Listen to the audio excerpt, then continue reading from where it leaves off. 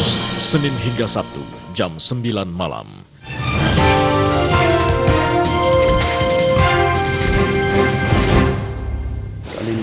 Rumahku Istanaku adalah sebuah pepatah yang mengisyaratkan kenyamanan rumah bagi seluruh anggota keluarga. Idealnya, sebuah rumah memiliki ruang keluarga sebagai tempat berkumpulnya seluruh anggota keluarga. Lalu bagaimana menciptakan ruang keluarga yang nyaman? Berikut liputannya untuk Anda.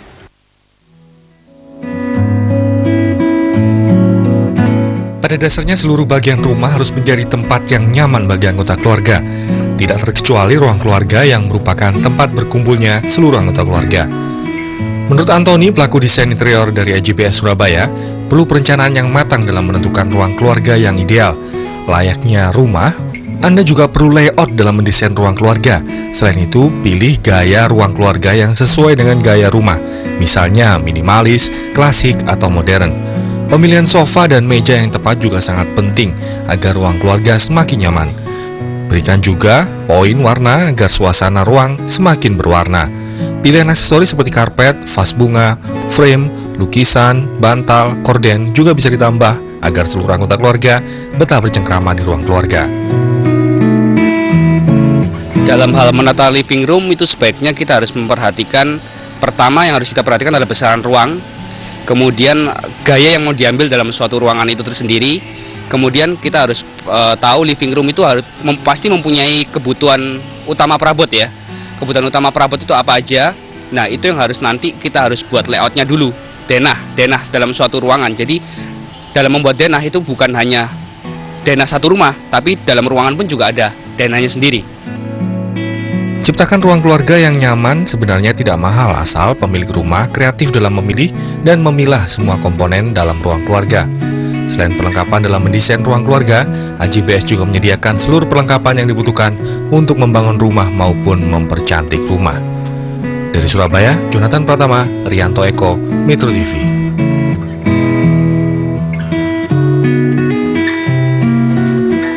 Rumahku Istanaku. Kita akan membahas tema ini dalam perbincangan khas Jurnal Pagi Jatim edisi hari ini, dan untuk lebih lanjut membahasnya saat ini di studio Metro TV Jawa Timur telah hadir dua orang narasumber. Saya perkenalkan satu persatu. Yang pertama adalah Antoni Kwan selaku interior design dari AJBS. Mas Antoni, selamat pagi. Halo, Mbak. Halo. Dan juga telah hadir di studio Metro TV Jawa Timur Tito Praditya, juga interior design di AJBS. Pak Tito, selamat pagi. Ya, selamat pagi. Dan kami juga mengundang partisipasi Anda pemirsa untuk ikut bergabung dalam dialog ini di nomor telepon 0315615669. Saya mau ke Pak Tito terlebih dahulu. Ini kan yang hadir di sini adalah tim design center dari AJBS, Home Improvement Center. Kalau kita bicara mengenai rumah, kita pasti akan berbicara lebih awal mengenai bagaimana kita mempersiapkan mulai dari proses awal pembangunan rumah. Betul. Sebenarnya Pak Tito, kalau kita melihat atau kita berencana untuk membangun rumah, hal-hal seperti apa yang harus diperhatikan pertama oleh orang yang hendak membangun rumah tersebut? Jadi sebenarnya ada beberapa pentahapan ya. Jadi saya ambil hanya 3 bagian yang mungkin paling utama ya. Yang pertama adalah kita dari pradesainnya dulu. Jadi kita siapkan dulu mengenai jumlah keluarga, kemudian aktivitasnya, kemudian kebutuhannya.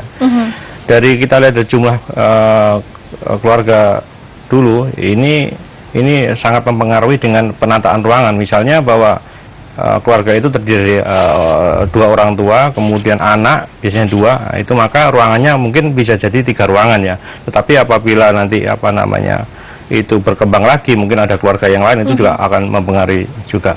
Kemudian yang kedua itu adalah soal kebutuhan. Jadi tata ruang itu pun juga tergantung daripada aktivitas juga orang itu juga. Misalnya anak-anak ya, mungkin tidak perlu, mungkin anak SMP atau SD itu nggak perlu sampai dia harus menyediakan meja komputer dan sebagainya. Tapi kalau dia sudah mungkin mahasiswa, itu mungkin juga memerlukan suatu tempat yang khusus di dalam satu kamar, misalnya seperti itu.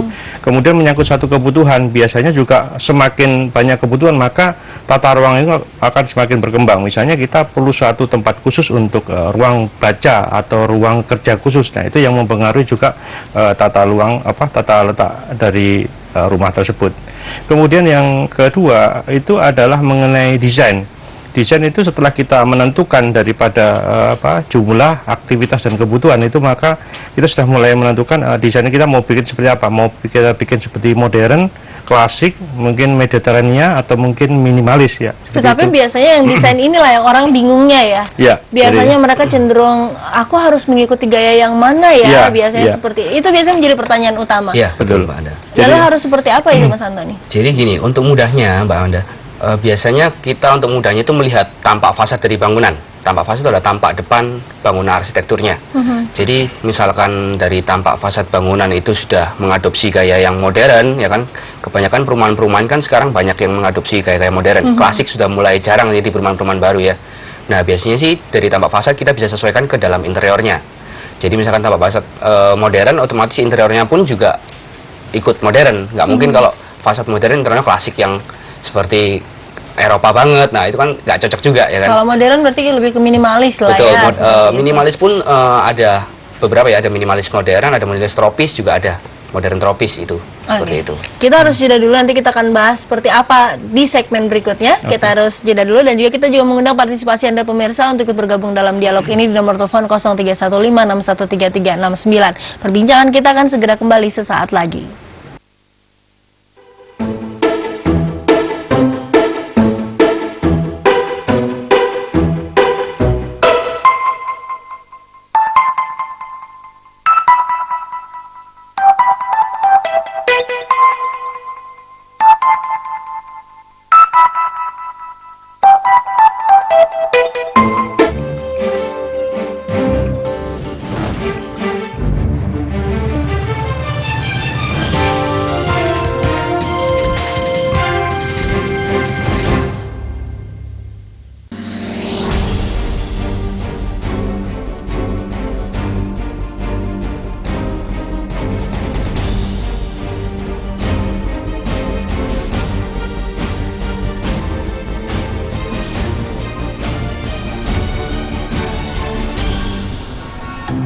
Ngapain capek-capek buang suara?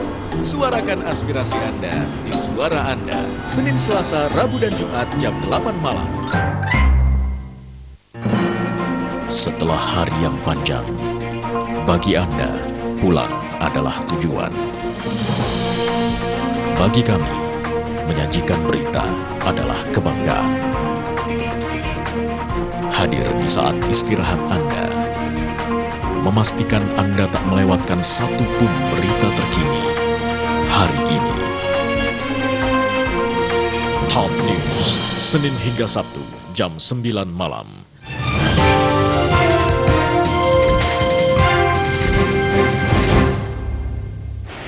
Anda masih bersama kami pemirsa di Jurnal Pagi Jatim. Kita masih di segmen perbincangan khas Jurnal Pagi Jatim. Sebelum kita melanjutkan mengenai bagaimana sebenarnya style atau gaya desain yang diterapkan di sebuah rumah, saya mau kembali dulu ke Pak Tito. Pak Tito, kalau kita bicara mengenai rumah, tadi kan sudah jelas ada konsep dasar yang harus dilakukan terlebih dahulu. Tapi seringkali juga orang bingung bagaimana cara yang tepat untuk memilih bahan bangunan yang tepat kemudian. Ya, ini salah satu hal yang sangat penting karena ini juga menunjang desain daripada bangunan itu sendiri. Saat ini tuh teknologi bahan bangunan itu sudah semakin berkembang. Jadi mulai dari lantai, kemudian dinding sampai dengan atap ya. Kita mulai mungkin dari dinding dinding aja. Kita sudah menggunakan teknologi bata ringan mungkin ya. Itu pengerjaannya pun juga akan lebih cepat. Kemudian kualitas bahannya juga lebih baik daripada yang konvensional. Seperti contoh, kita menggunakan dinding bata ringan itu dia sudah tahan api, kemudian sudah tahan suara, kemudian sudah tahan panas, ya itu sudah memberi keuntungan. Betul sekali, memberi keuntungan. Kemudian soal atap ini kita sudah dengan teknologi yang terbaru itu sudah menggunakan atap dengan menggunakan baja ringan. Jadi yang pertama kita dalam segi waktu itu lebih cepat pengerjaannya. Kemudian dia ketahanannya. Jadi kalau yang lama itu kita sudah masih memikirkan pakai rangka kayu, itu masih kena rayap dan lain sebagainya. Sekarang udah lagi enggak, dan waktunya lebih cepat pengerjaannya. Jadi ini kita bisa bilang hemat waktu untuk pengerjaan dan budget untuk perawatan ke depannya. Tepat sekali, betul. Ya, jadi waktunya juga lebih cepat dalam hal pengerjaannya, seperti itu. Jadi ketika semua sudah jadi, kita masuk kemudian tadi sempat kita bahas sedikit di segmen 1 ke bagaimana kemudian kita menata sebuah ruangan tersebut. Tadi sudah dijelaskan, disesuaikan stylenya seperti itu. Ada gaya yang minimalis dan berbagai macam jenis. Tapi ada nggak sih yang campur-campur gayanya kalau kita bilang? Untuk campur-campur sih ada. Dari teori desain itu ada yang namanya gaya eklektik, Mbak. Jadi eklektik itu mengadopsi beberapa macam gaya. Jadi istilahnya dalam satu ruangan dia berbagai macam dari budaya Cina sampai budaya Eropa pun bisa jadiin satu dalam satu ruangan. Akan aneh kah? Kalau misalkan orang desainernya bisa mengkombinasikan dengan baik, tetap cantik. Gitu sih. Itu tergantung dari kreativitas desainernya. Itu biasanya seperti itu. Baik. Tetapi kalau kita kemudian mulai mau menata sebuah ruangan, harusnya kita mulai dari mana? Misalnya nih, saya punya rumah baru, Ya, betul. saya pasti akan bingung. Ini saya mulai natanya dari mana kalau saya pengen menerapkan sebuah gaya tertentu? Betul. Karena harus konsisten kan dengan Ya, gaya tertentu betul. seperti itu. Tadi kan sudah disebutkan masalah tentang tampak fasad ya. Betul. Tampak fasad kita dimulai dari situ. Tapi kita sudah menemukan style-style untuk ruangan interiornya tersebut. Tapi didukung dengan mood dari pemiliknya atau si desainernya. Kira-kira membuat suatu ruangan itu dibuat bagaimana? Gitu. Jadi mau dibuat kesan rileks atau yang ceria atau yang nostalgia. Nah, dari situ dimulai dari feel-nya dulu. Setelah dapat feel, ruangan mana dulu yang harus kita kerjakan? Pertama-tama sih biasanya untuk ruangan yang privasi dulu, Mbak. Master bedroom. Biasanya itu untuk master bedroom itu adalah ruangan privasi untuk pemiliknya. Jadi master bedroom biasanya diutamakan dulu, setelah itu bisa mengikuti ke ruangan-ruangan lain. Atau mungkin dari awal pun juga bisa, tapi biasanya saya sebagai desainer, itu biasanya saya buat di ruangan privasinya dia dulu. Kenapa harus dimulai dari master bedroom? Kenapa tidak mulai dari ruang tamu? Misalnya sesuatu yang kalau orang datang bertamu bisa ngelihat, ini loh gaya yang pemilik rumah. Karena gini, master bedroom adalah ruangan yang paling sering dihuni ya. Maksudnya paling sering dihuni, tingkat keprivasiannya juga tinggi di sana. Jadi orang pun akan merasa, pemilik pun akan merasa nyaman di master bedroom. Jadi dari situ biasanya dimulai ke ruangan-ruangan lain. Kalau saya sebagai desainer, saya akan memulai dari master bedroom. Tapi bisa juga desainer yang memulai dari ruang tamu atau ruang depan-depan gitu ya. Itu sih. Tapi patokan biasanya saya dari master bedroom. Ketika sudah mendapatkan Pak Tito, dia ada stylenya. Tentu saja ada, tadi kita bahas, ada materi yang akan digunakan. Bahan dasarnya mungkin pemilihan bata ringan, salah satu contoh materinya. Tetapi kemudian kalau kita lihat, orang-orang kadang-kadang suka menambahkan elemen-elemen batu-batu kecil, dan elemen-elemen lainnya dalam penataan tersebut. Bagaimana? Apakah memang itu juga mengikuti barang-barang yang ada di dalam, atau memang sudah ditentukan lebih awal di depan? Iya, jadi memang dari konsep yang sudah ada, kita sudah memilih kita mau dengan gaya seperti apa. Misalnya minimalis itu cenderung misalnya kita batu-batuan dan sebagainya. Itu sudah dari awal sudah kita bicarakan, sehingga pada saat pengerjaan buildingnya itu kita sudah diaplikasikan semuanya gitu. Nah, kita memilih ini juga harus betul-betul selektif. Misalnya untuk cat dinding kita juga sekarang sudah banyak yang menggunakan waterpiece juga ya. Itu juga baunya itu yang lama itu mungkin seringkali kita harus sampai 3-6 bulan tuh baru hilang. Nah, sekarang dengan teknologi yang baru itu mungkin sehari pun aroma untuk cat itu sudah hilang. Jadi sudah nggak sampai mencemari ruangan gitu ya. Nah, seperti itu. Kemudian pemilihan juga material batu-batuan sekarang itu yang sudah tidak menggunakan bahan kimia, jadi sudah natural semuanya. Jadi itu sudah aman untuk mungkin anak-anak dan sebagainya. Itu sudah pemilihan material yang terutama baik. kalau memiliki anak ya. Hal-hal itu harus benar-benar dipertimbangkan. Sangat diperhatikan itu. Baik, kita jeda lagi, nanti kita akan sambung lagi di segmen berikutnya, dan pemirsa tetaplah bersama kami. Perbincangan kita akan segera kembali sesaat lagi.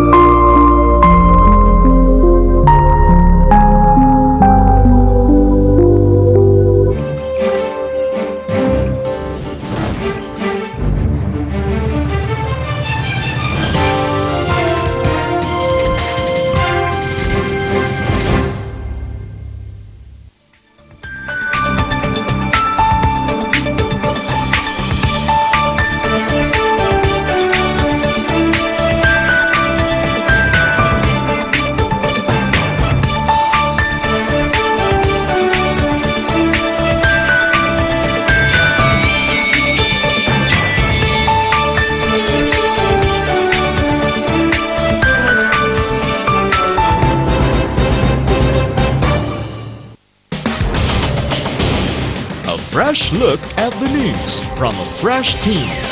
Tasha Liv-Mila joins Indonesia Now, bringing knowledge based on strong cultural roots.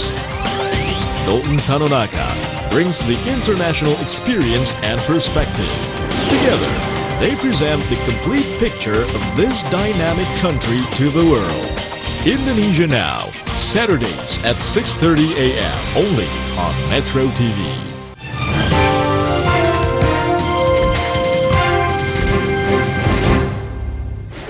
Anda masih bersama kami pemirsa di Jurnal Pagi Jatim. Kita masih berada di segmen perbincangan khas Jurnal Pagi Jatim. Kami juga masih mengundang Anda di nomor telepon 031561339 untuk bergabung dalam dialog ini. Saya kembali ke Mas Antoni. Mas Antoni, semua sudah dipilih, bahan, materi, style sudah dipilih. Kita masuk ke warna. Baik. Biasanya kalau fashion, kita bicara fashion, tiap tahun ada ciri-ciri khas atau warna-warna tertentu yang lagi booming. Kalau rumah, apakah seperti itu juga kalau kita bicara soal cat rumah? Iya. Jadi gini Mbak Wanda, warna itu segini. Sebenarnya desain interior dengan desainer fashion dengan desainer arsitektur sebenarnya hampir sama. Masalah desain itu sebenarnya hampir sama. Jadi misalkan kita lihat sekarang fashion ada warna-warna yang berani ya.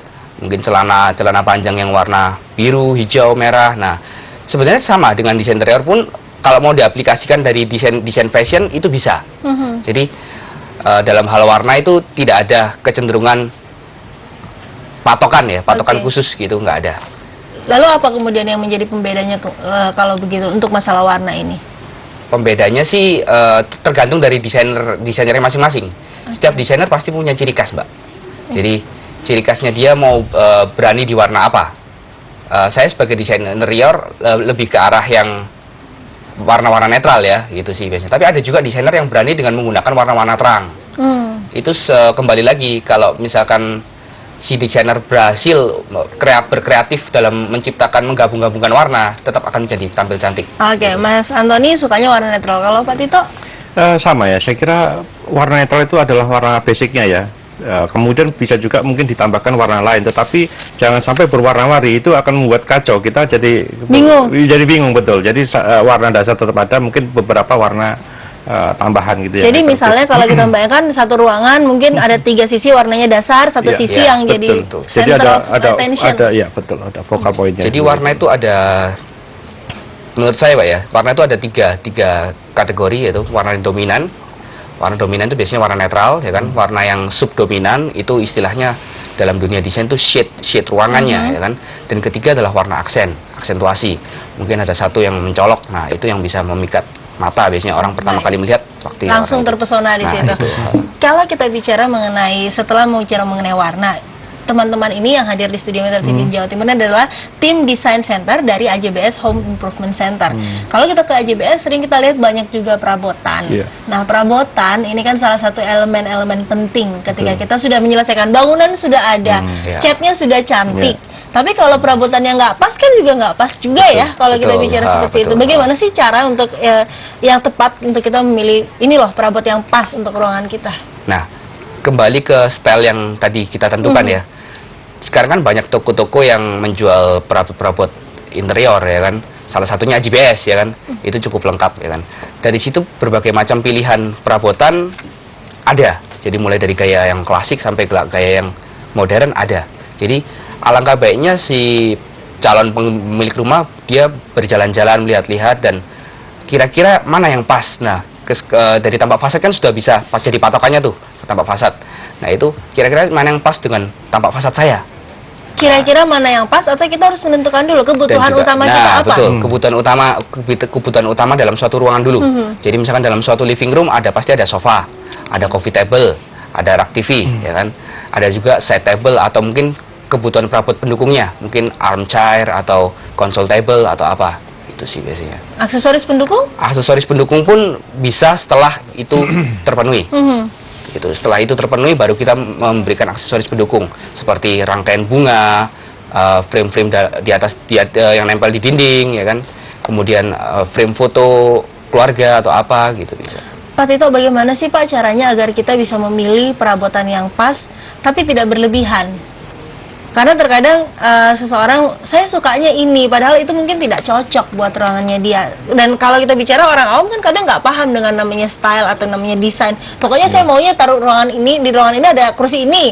Pokoknya saya maunya ruang tamu saya ada meja ini. Sementara mungkin ukurannya tidak pas atau seperti itu. Ya, jadi saya kira perlu satu kembali ke konsep dari awal lagi ya. Jadi kita perlu ada semacam penjelasan yang lebih detail. Jadi kita sampaikan bahwa tipe seperti ini mungkin kurang matching dan sebagainya. Itu terkait dengan bentuk, kemudian dengan warna, kemudian dengan ukuran juga dimensi. Jadi semua dimensi itu kita harus sampaikan pada saat kita melakukan pengolahan desain di interior itu sendiri gitu ya. Jadi kita artinya harus benar-benar tepat gitu ya. Jadi siapa yang menggunakan, kemudian penataannya di ruangan sebelah mana, itu kita tetap harus sesuai dengan konsep awal dulu gitu.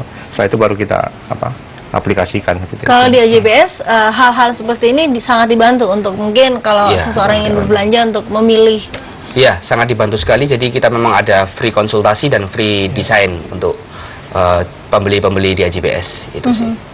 Dan itu nanti akan disesuaikan atau ada berapa lama masa yang dibutuhkan untuk melakukan konsultasi sampai mendesain sampai kemudian menata ruangan tersebut biasanya? Bisa sampai sebulan 2 bulan bisa. Kalau untuk menata aja sebulan juga bisa. Kalau untuk sampai mendesain biasanya lebih dari sebulan. Tergantung besaran juga. Tergantung besaran ruangannya juga. Atau ada nggak mungkin harus pembelian tertentu, misalnya baru dapat free konsultasi ini? Untuk free konsultasi sih tidak ada batas-batas pembelian ya. Tapi kalau untuk desain ada ketentuan yang berlaku di AJBS. Ada ketentuan yang berlaku, tinggal mendatangi AJBS lah ya untuk itu. Betul.